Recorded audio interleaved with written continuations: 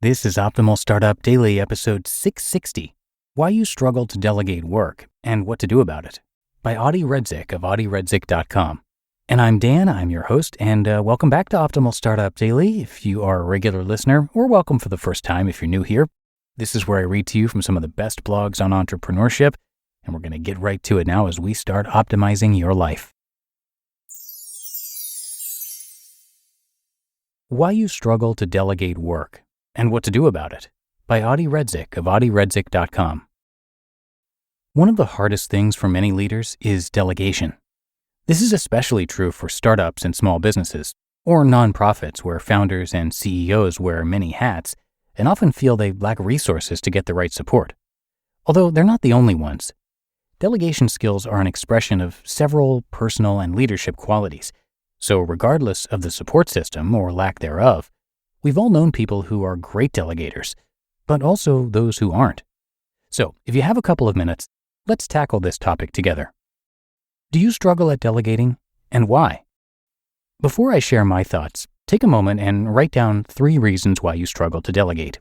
At the root of delegation, there are 5 intertwining themes. I call them themes because they're complex. 1. Control. 2. Awareness. 3. Trust. 4. Resources. And 5. Structure or process. Control. I've written a lot about control and our need for control, and I have some links here in the post, but if you don't have time to read them, what's the simplest way I can explain why we try to control? Well, we are afraid. In the context of delegation, we might feel, what if the person f***ed up? What if it's not as good? What if we lose a client? What if... And you can fill in the fear. What are you afraid of? In the personal context, this fear might mean, what if you fall in love and you get hurt? So you don't give a relationship a real chance. In work, what if you ask someone to do something and they don't do it as well as you think you would? So you try to do it all by yourself. Can you really control these things without negative consequences, i.e. losing an awesome person or getting burnt out, etc.? Awareness. In order to let go of control and make good, unafraid decisions, awareness is key. Indeed, awareness is essential to becoming and being a good leader. Sure, there are things you can do better than anyone else, but you are definitely not the best at everything. What are 3 top things you bring to your company, job, nonprofit, etc.? You have to be brutally honest with yourself, and this is where a coach can be helpful, and understand what your competitive advantage is. What is that one thing no one but you can do? In my line of work, for people who want to see me, could I delegate one-on-one coaching or my leadership talks? No. But I could delegate social media, marketing, or sales, right? What if my intern makes a typo on that post? It reflects poorly on me, right? But what if they don't? See how control crept in there? Trust. The next step is to build a culture of trust. So even when mistakes do happen, and they will, we know our team did their best and will learn from it. Trust is essential in any dynamic, work or personal. This includes self-trust. Trust, of course, requires trustworthiness. You can't be trusted unless you're trustworthy. But when we are intentional about building both through honesty, consistency, vulnerability, communication, awareness, among others, we are poised to thrive. There's a great book on this, The Speed of Trust by Stephen Covey, the son of the original personal development guru, also named Stephen. Without trust, there are no quality relationships or teams. Whenever there is trust, people can thrive.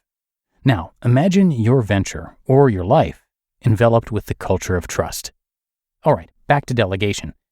Why do you not delegate? Likely because you're afraid, therefore trying to control. How do you stop trying to control? Understand that you're doing it and why. We can't change what we aren't aware of. Then bring awareness into it. Understand what your key contributions and drawbacks are. Then build a culture of trust so that delegating is safe. Knowing that people have your best interest in mind can help you loosen up your grip, if you choose to let it, of course. Once this deeper, broader dynamic is out of the way, we look at who will do the delegated tasks and how we will structure the process. Resources. A lot of leaders try to do it all instead of getting the best people to do it. I get this a lot. Why do I need a coach or advisor or facilitator? Can't my HR person do it? Well, for the same reason I need a hairstylist or a doctor. Therefore, a wise leader will know how to identify resources to help them on their quest. And if they don't know how to get those resources, they'll seek help from someone who does. It was Steve Jobs who said, quote, "It doesn't make sense to hire smart people and then tell them what to do. We hire smart people so they can tell us what to do." End quote. Identify your resources in all areas of your business or life and then utilize them. This will free you up greatly to focus on what truly matters and what you're best at. And structure and process. I often tell leaders and managers to define the floor and the ceiling and let your people do their best work in between those two anchors. The final key to effective delegation is building the structure and process. Step 1. Identify the right person for the task. Don't assign random tasks to available people. Step 2. Communicate clearly the parameters, ceiling and floor. And step 3. Create a feedback loop so you know the project is on track. If you have taken care of your resources properly, i.e. hired the right people, identifying the right person for your delegated tasks will be easy. When communicating what needs to be done, use the old journalistic approach of 5 W's and an H. What, why, where, when, who, and how. This is a great test to see if you're being clear. Just make sure you're first clear with yourself. A trusting environment will help make sure that people feel comfortable to ask for clarification. Communication and feedback loop will be most constructive and effective when you're aware of your own tendencies, as we previously discussed. Your awareness of your controlling tendencies and your own strengths will prevent you from, being a control freak and overbearing, making your follow-up and the whole delegation mechanism work, and people feeling comfortable to share where they're at and or ask for help. Since these are personal and leadership skills, there's a lot more to delegating and learning how to delegate than reading a blog post. But I hope this gives you a good start. You just listened to the post titled, "Why You Struggle to Delegate Work and What to Do About It" by Adi Redzic of adiredzic.com. And thank you to our author today, Adi Redzic.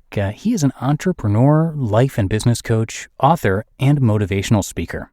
From a war-torn childhood to meetings at the White House, Adi has proven the possibility of change and the limitless power of determination. Driven by a desire to live life on his own terms, Adi has transformed his own life and is obsessed with helping other individuals and organizations to reach their greatest potential. You can check out his personal and business coaching on his site, which is adiredzic.com. That's ADIREDZIC.com. But that is going to do it for today. Hope you enjoyed the post and that you're having a great week so far. And I will be back again with you tomorrow, where your optimal life awaits.